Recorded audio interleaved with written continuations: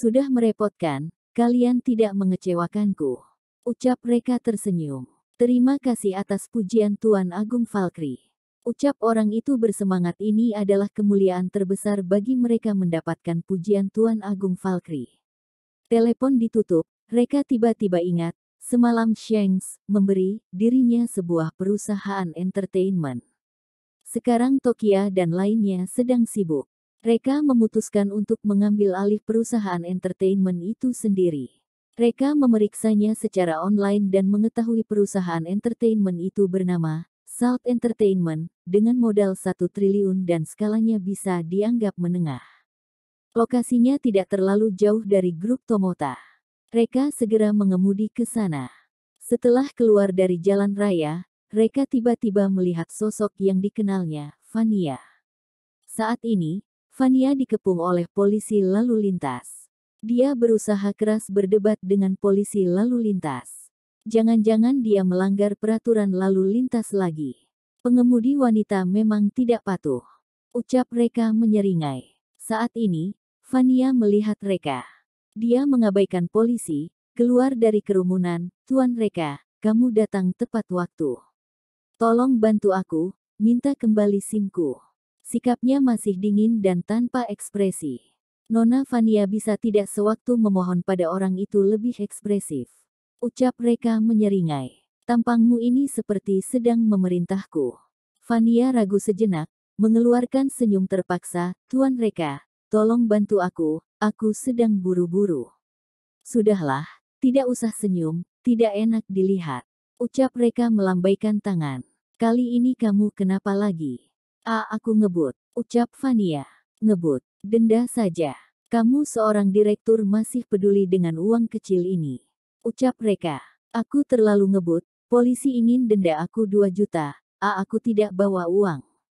Ucap Vania malu. Reka tahu perusahaan entertainment Vania tidak berjalan baik. Tidak disangka sampai tidak sanggup mengeluarkan uang 2 juta. Ini tidak ada bedanya dengan bangkrut. Iya. Intinya tidak tahu apa yang terjadi dengan perusahaan hari ini. Semua karyawan berbondong-bondong resign. Jelas Vania melihat tatapan curiga Reka. Modal yang tersisa di perusahaan tidak banyak, semuanya digunakan untuk membayar pesangon dan upah mereka.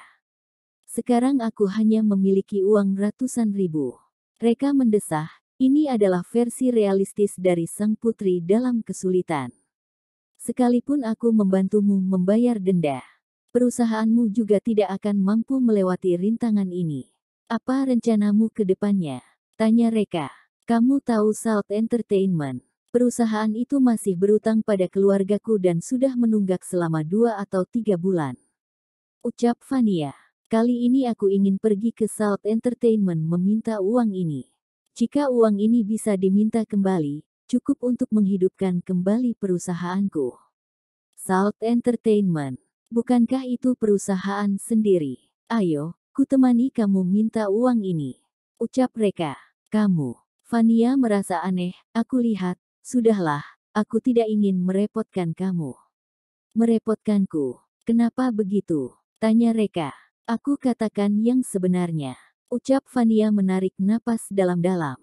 Baru saja Direktur Salt Entertainment meneleponku, mengatakan perusahaan mereka sudah ganti bos baru dan akan menjabat hari ini. Dia ingin menyambut bos baru ini.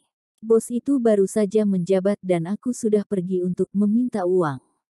Tingkat keberhasilannya tidak tinggi, bahkan mungkin membuat beliau marah. Tapi direktur memberitahuku, selama aku bisa menyenangkan bos baru, hutang itu bisa cair hari ini. Iya. Direktur ini punya maksud tersembunyi. Dia ingin aku menemani bos baru. Kalau aku bawa teman pria ke sana, mereka pasti tidak senang. Jangankan bayar hutang, bisa jadi mereka marah padamu. Mereka mengerutkan kening dalam-dalam. Aku bos barunya, kenapa tidak tahu mereka akan menyambutku, bahkan mengatur Vania, seorang lady escort terbaik untuk menemaniku. Tampaknya etos perusahaan ini tidak begitu baik. Kalau begitu aku lebih harus pergi lagi, paling tidak harus memecat biang masalah. Reka berkata, jadi, kamu menyerah pada mereka hanya karena uang. lalu berencana menemani bos baru itu minum. Fania menggeleng, menyerah. Bagaimana mungkin aku menyerah hanya karena sedikit uang yang tidak berarti? Aku sudah memikirkannya. Nanti sebagai formalitas, aku akan bersulang dengan bos mereka. Kalau mereka berani mendesakku lagi, meskipun tidak menginginkan uang dan perusahaan harus bangkrut, aku tetap harus memakinya sampai puas. Reka menenangkan dan berkata, tenang saja, masalahnya tidak akan sekacau itu. Bagaimana kalau bosnya adalah seorang pria sejati, lalu berinisiatif membereskan hutang kalian? Fania hanya tersenyum pahit dan berkata, kamu berpikir terlalu jauh. Dunia hiburan sangat mengerikan. Semua bos yang berbisnis di bidang ini adalah pria hidung belang, pikirannya penuh dengan pikiran mesum, tidak ada satupun yang bohong. Terutama bos baru Salt Entertainment, aku sudah menyuruh orang untuk mencari tahu, dia adalah seorang pria gemuk yang tubuhnya dipenuhi lemak, berwajah gempal, sekujur tubuhnya dipenuhi bau alkohol dan terlihat begitu menjijikkan.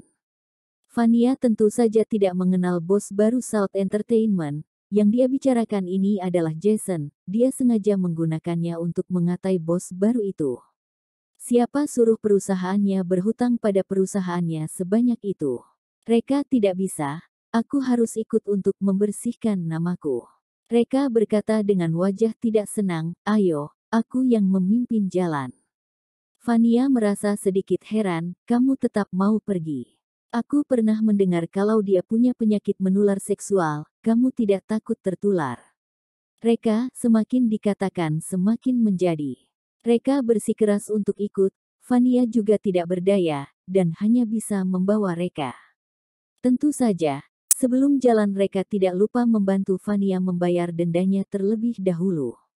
Mereka berdua membawa dua mobil, satu berjalan di depan dan satu lagi berjalan di belakang, Reka ikut di belakang.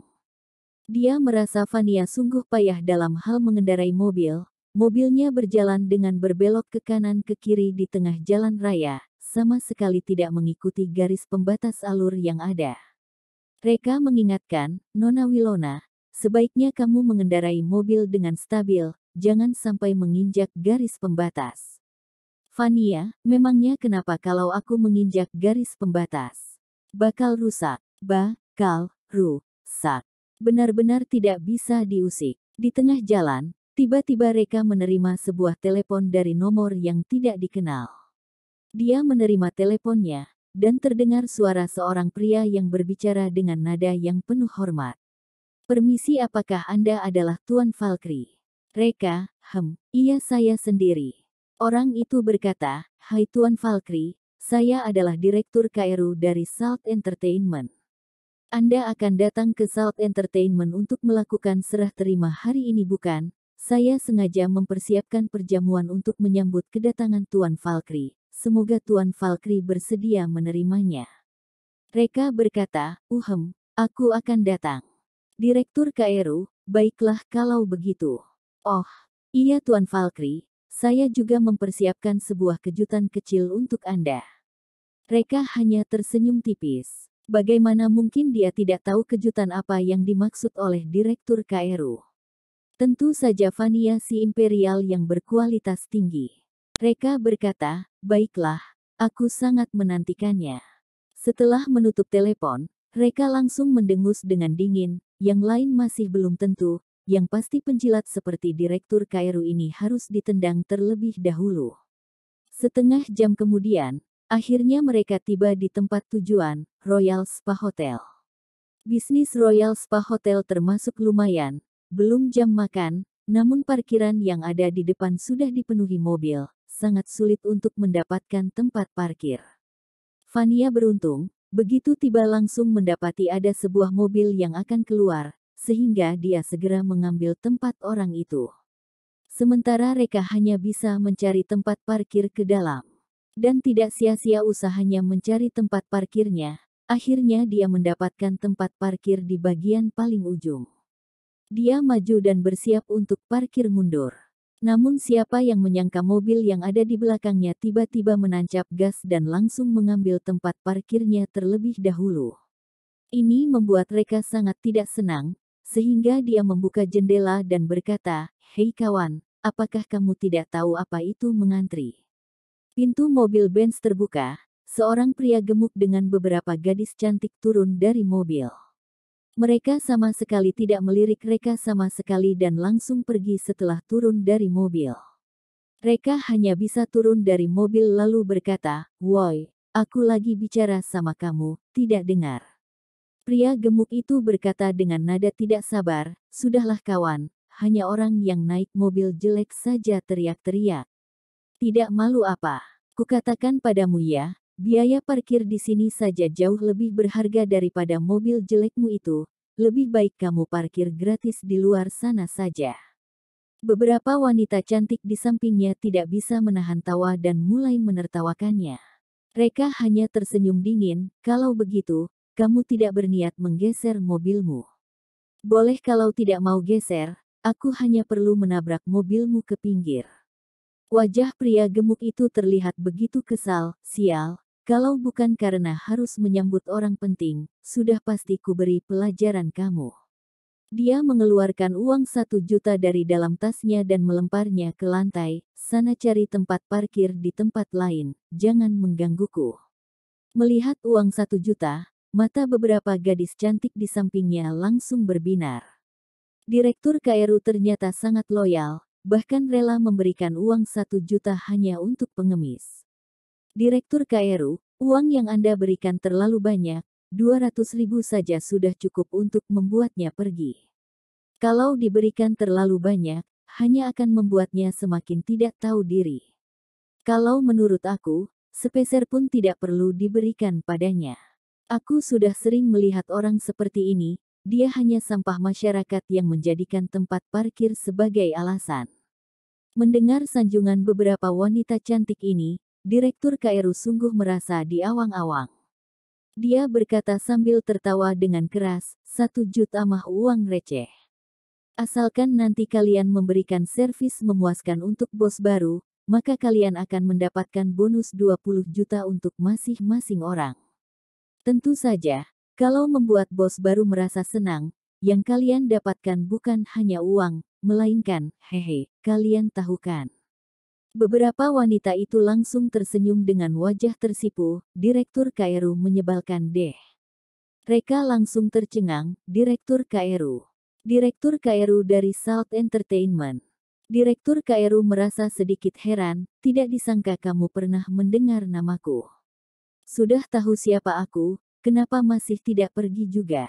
Reka hanya tersenyum, "Direktur KRU, memang tidak salah apa yang dikatakan." Direktur KRU tercengang, "Apa maksudmu?" Tepat pada saat ini, Fania tiba setelah melihat Direktur KRU. Dia menahan rasa jijik dalam dirinya, lalu menyapa dengan ramah, "Direktur KRU, kebetulan sekali, aku juga baru saja tiba." Begitu Direktur KRU melihat Fania, matanya langsung berbinar, dan kedua matanya langsung menatap kedua betis Fania yang begitu licin tidak tertahankan. Dia menggenggam tangan Fania dengan erat, dan berkata, "Iya Direktur Wilona, kita sungguh berjodoh. Nanti kita harus minum yang puas sebagai orang yang berjodoh." Kedua tangannya digenggam oleh Direktur KRU, membuat Fania semakin jijik. Dia menarik nafas panjang dan menarik paksa tangannya, "Aku tidak pandai minum." Semoga Direktur KRU bisa memaklumi melihat Direktur KRU yang begitu kagum pada Fania. Beberapa gadis di sampingnya terlihat begitu tidak senang dan menatap Fania dengan tatapan penuh kecemburuan. Direktur KRU berkata, "Ayo Direktur Wilona, kita bicara saja di dalam, aku sudah memesan ruangannya." Pada saat ini Fania juga menyadari keberadaan Reka, lalu memanggilnya, "Tuan Valkyrie, kenapa masih belum mendapatkan tempat parkir?" Direktur KRU tersentak kaget, "Direktur Wilona, kamu kenal dengan orang ini?" Fania mengangguk, dia datang bersamaku." "Oh ya." Wajah Direktur KRU terlihat tidak senang. Awalnya dia berniat menjebak Fania hari ini, namun sekarang malah muncul seorang teman di sampingnya, tentu saja membuat rencananya mengalami kesulitan. Direktur KRU berkata, "Direktur Wilona, kalau boleh tahu apa hubungan kalian?" Fania masih belum bicara, Beberapa wanita yang ada di sana langsung berkata, menurutku, dia adalah pengawal di perusahaan Direktur Wilona.